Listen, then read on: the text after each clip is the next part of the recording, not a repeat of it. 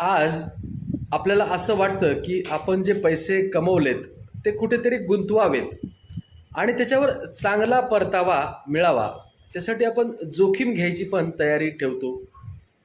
तर अशा लोकांसाठी LIC निवेश प्लस ही योजना घेऊन आली आहे, ज्याच्यामध्ये एक रकमी वन टाईम ₹1.25 लाख किमान गुंतवणूक आहे. जास्तीत जास्त कितीही गुंतवणूक करता येते आणि जे तुमचे युनिटची प्राईस वाढेल त्याप्रमाणे तुम्हाला त्याची मॅच्युरिटी व्हॅल्यू मिळेल.